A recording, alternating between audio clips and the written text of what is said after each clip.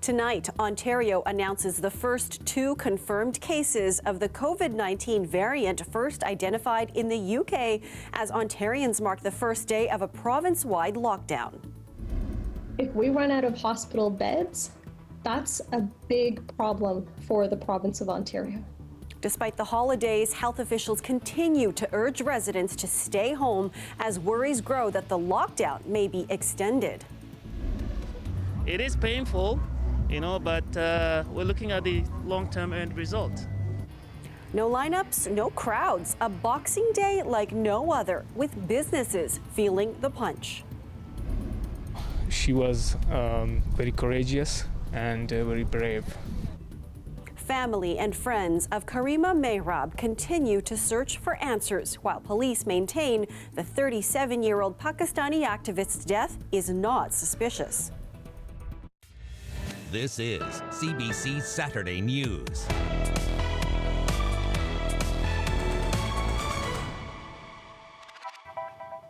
Good evening, I'm Marivel Tarouk. A new strain of the COVID-19 virus first identified in Britain has now been discovered here in Ontario. The province's chief medical officer, Dr. Barbara Yaffe, announcing today that a couple with no known travel history, exposure, or high-risk contacts have contracted the new strain. Our Greg Ross is live for us at Toronto Western Hospital tonight. Greg, first of all, how much do we know about this COVID-19 variant? Well, Mariva, as you said, the province's chief medical officer confirming today that 2 cases of this new COVID-19 variant have been discovered here in Ontario. In fact, they were discovered by doctors in Durham region. Now, Ontario becomes the first province in the country to find this variant that was first discovered in the UK. Now, a statement from Dr. Barbara Yaffe, she says that the 2 infected individuals have been notified.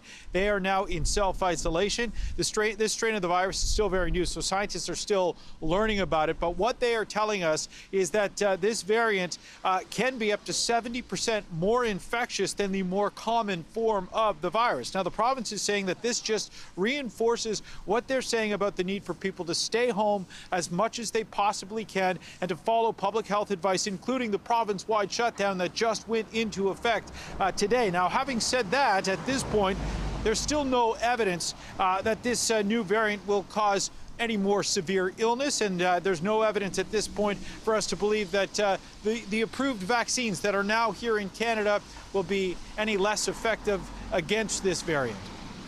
And Greg, we know that the vaccination process has started to roll out here in Canada. So what's the latest on that?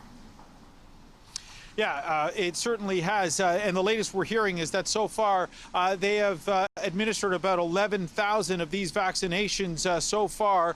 Of course, these vaccines are predominantly being given to frontline healthcare workers and people that are in the highest risk category, including senior citizens. That's likely to ramp up, though, in the coming weeks with shipments of both Pfizer and Moderna now here in Canada. That's good news, but it's still going to take months before we can really start seeing the effects of this vaccine. In fact, I spoke with an epidemiologist today who says that the country will need to get to around 70% vaccinated before we start to see the vaccines for this virus really being impactful. It's going to take a while, I think, to get to 70% or more, hopefully more coverage. And this is partly because it's hard to produce a large amount of vaccine right away. It's hard to deliver that vaccine right away. One of the vaccines that has been approved, we know, has to be kept very, very cold. So that adds an additional challenge for logistics and delivery. And then, of course, it's not just one dose. You have to get that first dose and then come back. Yeah, now as we wait for that vaccine to have an impact on this virus, there are still some very serious concerns tonight that things could get a lot worse before they get better. Here we are in the holiday season, and there are some that are worried that people may have been traveling this holiday season, going to celebrate with other family and friends. And the province is also bracing for another possible spike in COVID-19 cases and possibly COVID-19 deaths as well as we head into the new year.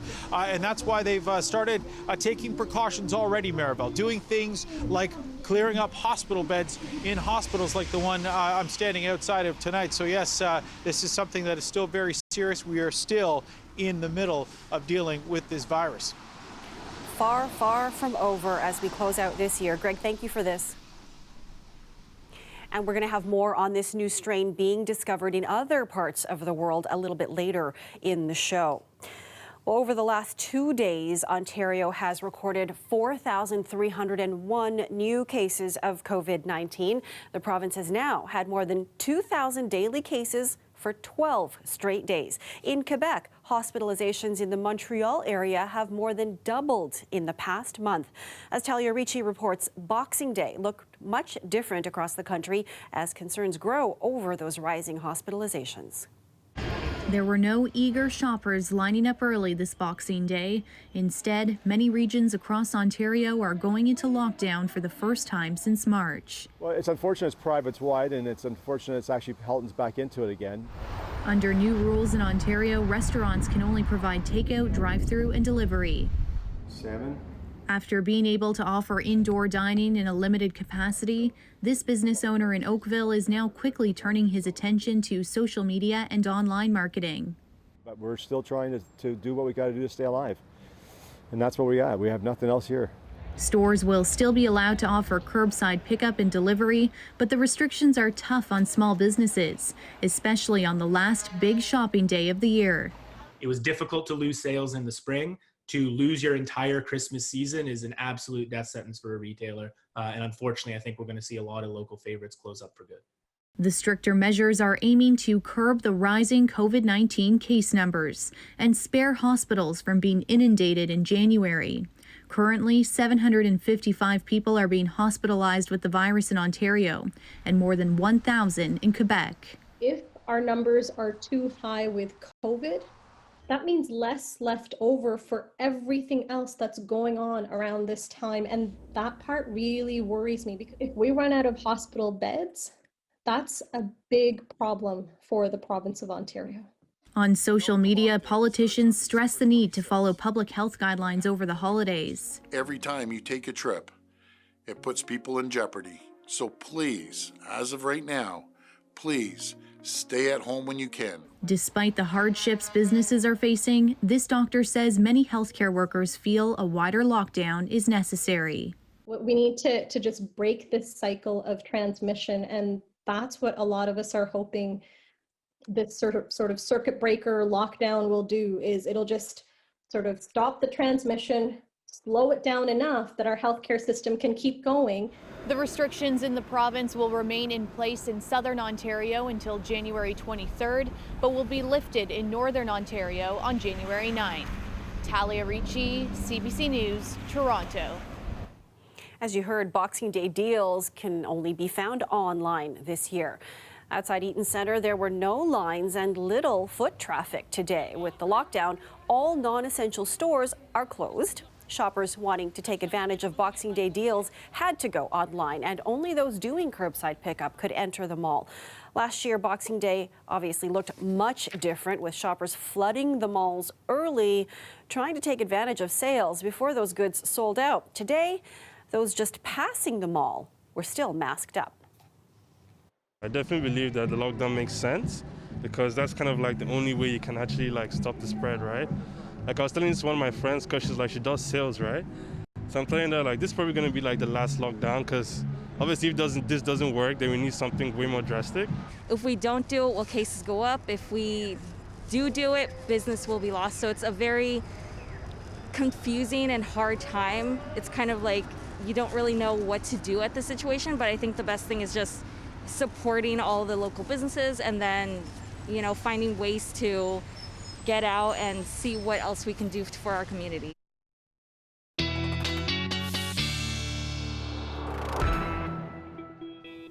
They're taking a look at Windsor live tonight, and that is the Ambassador Bridge lit up. -4 degrees there at the moment. Let's check in with Christina now for a broader look at the forecast. So it's really tough to tell, but -4, does it feel colder out there? It does feel colder, Marivelle, and a very happy holidays to everybody celebrating, especially for Boxing Day. So you mentioned Windsor was -4 degrees. Toronto's high was -3 degrees, feeling a little bit colder. We're pretty much right at seasonal, but I thought I'd show you this almanac. The coldest it's been 1989, minus 21 degrees Celsius, so minus 3 degrees doesn't sound so bad. So we've been seeing these snow squalls, and they're going to be continuing overnight. We did see that shot of Windsor, Ontario, Windsor, Toronto, right into the nation's capital, London, Kingston, Hamilton, Barrie. This is what your overnight looks like. Those snow squalls are going to be continuing. And with that, if you still happen to be traveling during Boxing Day, you want to be aware of highways 21, 26, 610, 400, and 11. That's because that's the area where we're going to be seeing heavier snowfall and blowing snow, causing for reduced visibility. Good news, though, for your Sunday morning, minus 4 degrees for Toronto, feeling like minus 9. Those snow squalls are going to start to dissipate, but we're not out of the woods because Sunday evening in comes in a clipper giving us some more activity, but I'm going to give you all those details coming up in your long-range forecast. Okay, we'll see you in a few minutes. Thanks, Christina. Okay, great, thanks. To Etobicoke now, where gunshots were fired into the door of a home on Christmas Day.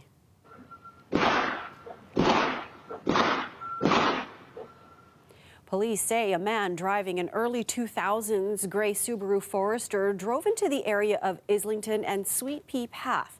He parked his car and approached the home on foot, then fired multiple times into the home with a shotgun. Although someone was home, no injuries were reported. Police are asking anyone with information to contact them. A fire at a Cabbagetown high-rise apartment sent 2 people to hospital today. One resident out of one of the apartments on the 12th floor is suffering serious burns. That patient has been transported to a hospital. We had another patient in an adjoining apartment with some breathing problems, and that patient's been transported to hospital for just to check her out. Emergency crews were called to a building in the area of Bleecker and Wellesley Streets around noon. Police say there was a large fire in a unit on the 12th floor. The cause of the fire is still under investigation. A vigil was held today at Toronto's harbourfront for 37-year-old Karima Mahrab, also known as Karima Baloch. The Pakistani dissident was found dead on Monday after going missing the day before. As Dahlia Ashry reports, Mahrab's family and friends are demanding answers. Family and friends gathered by the water today, laying flowers and holding posters of 37-year-old Karima Mahrab. Her husband, still in shock, remembering his wife. She became the first female leader of her political party in Balochistan. So she was very courageous and very brave. Mahrab was a critic of Pakistan's government, advocating for the independence and rights of people in the province of Balochistan. Today, those who gathered say she was someone they admired. I'm shocked right now as well, but all I can say is she's definitely someone that I looked up to. Mahrab fled Pakistan in 2015, facing terrorism charges and death threats. On the day of her asylum hearing in Montreal, activists say the body of her uncle was discovered. He was believed to have been abducted by the military in Pakistan. Haider says his wife wasn't the only one receiving threats. I also have been receiving threats as recently as 20 days ago, and we have told the police about this as well. Toronto police say they do not suspect any criminal activity in her death and do not believe there are any suspicious circumstances. On Thursday, friends and other Baloch activists protested in front of police headquarters, demanding more to be done. Today, they continue to seek justice. Does she feel threat still? She said yes, and the police knew about that. How come they failed to give her the protection? And we think that there has to be a further investigation into it. Latif Johar worked alongside Mahrab, protesting against the Pakistani government. He too says he's received threats since he's been in Canada.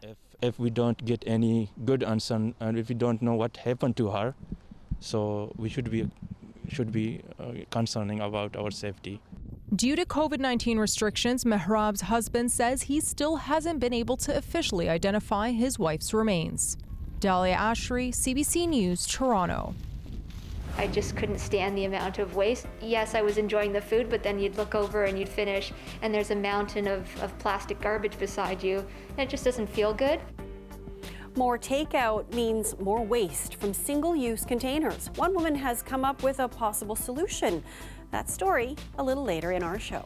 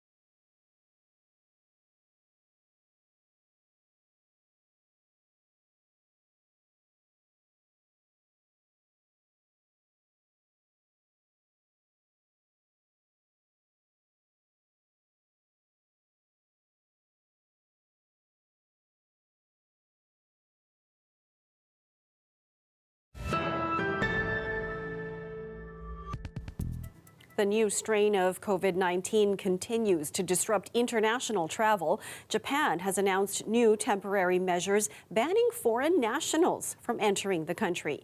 Japan had already barred entry to travelers from Britain, where the new strain was first detected. But yesterday it was announced cases of the new strain have been found inside Japan. Japanese citizens will be allowed to enter with proof of a negative test. Pfizer's COVID-19 vaccinations began in the European Union this weekend. Hungary led the way. The first recipient was a doctor at a Budapest hospital. Vaccination drives are planned in several other European countries, including Germany and France. Vaccine shipments began arriving today. A number of European countries have some of the world's highest COVID-19 case counts. The U.S. Congress has passed a $900 billion pandemic relief package, but millions of laid-off Americans could lose their benefits in just days if President Donald Trump doesn't sign the bill. CBC's Katie Nicholson has more from Washington. Not far from where President Trump is getting in some Christmas golf, hundreds of hungry Americans pull up at a food bank. It's not a position you ever want to be in. It's hard to ask people for help. I really don't want it, but I have no choice. The need is so great in California, it's a struggle to keep up. It's amazing. If you stop by, you drop off some food, you come back 2 hours later, a lot of the fridges, it's empty again. And that demand is likely to get worse. Today, unemployment benefits for more than 10 million Americans run out. I am asking Congress to amend this bill and the COVID relief bill that was supposed to get that money flowing again has been flown to the president in Florida, but so far, Trump still hasn't signed it. Holding out for a steep increase in personal relief checks for Americans, tweeting today, "I simply want to get our great people $2,000 rather than the measly $600 that is now in the bill." House Republicans have already signaled their party is not on board. Still, Democrats intend to put it to a vote on Monday. I don't know what the Republicans are going to do, but, they're all frightened of him, and he's intimidated them. They don't have any guts. President-elect Joe Biden released a statement Saturday. Millions of families don't know if they'll be able to make ends meet because of President Donald Trump's refusal to sign an economic relief bill. Biden calls it an abdication of responsibility with devastating consequences. Those devastating consequences will be felt soon. According to the Census Bureau, more than 11 million Americans are behind on or won't be able to make rent next month. And an eviction moratorium will end in days unless the COVID relief bill is signed into law. Katie Nicholson, CBC News, Washington. Here's a live look for you now at Main Street in Collingwood. It is -3 degrees there, and a snow squall warning is in effect for tonight. Christina's back with the long-range weather forecast. That's after the break.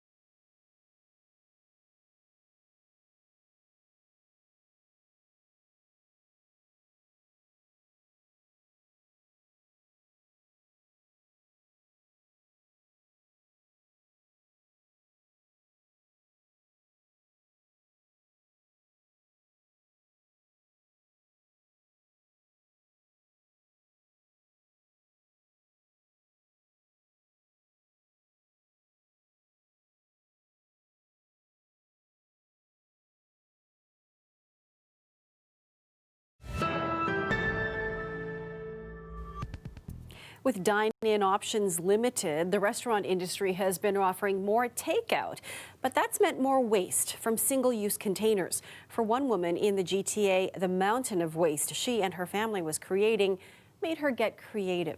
Nazima Walji has that story. 2 days of every week, Megan Takeda Tully pedals with purpose. I love trying new restaurants and different types of cuisine, and oftentimes that means ordering in. Occasionally stopping along the way. But it came to a point where I just couldn't stand the amount of waste. Yes, I was enjoying the food, but then you'd look over and you'd finish, and there's a mountain of plastic garbage beside you, and it just doesn't feel good. It's part of a business model the entrepreneur set up in neighborhoods near her to help eliminate waste produced by single-use containers. Supply is a reusable takeout container service. We supply them with rentals of stainless steel containers. Consumers sign up, and when they go in to order from a partner food merchant, they can simply indicate that they'd like to use our containers. When they're done eating their food, they rinse them out, put them out for pickup, or drop off at a central location for us to clean and sanitize. Here we have a dish called baghal qato, which is the dish from north of Iran. Noosh Restaurant and Catering Service was looking for ways to reduce their carbon footprint. We are a company that we really care about environment. It's sourcing the right environmental friendly product is very important to us. It's going to help eliminate single-use plastics. They're stainless steel and silicone. Not the usual container that people are used to. What's been the reaction to them? Well, surprisingly, the reaction has been great. I actually avoid ordering takeout sometimes just because I know the black plastic isn't recyclable. So as soon as I heard about the service, I wanted to try it. Takeda Tully is trying to keep up with demand with hopes to expand in the new year. In our first 2 weeks of operation, we had over 200 containers used. If every household in Toronto ordered takeout using reusable containers, using supply, just once a week instead of single use, we'd save over 2 million containers a week. How are you going to manage in the winter riding your bike, picking up containers? Yeah, I'll have to be safe, but also a little bit more walking. Nazima Walji, CBC News, Toronto.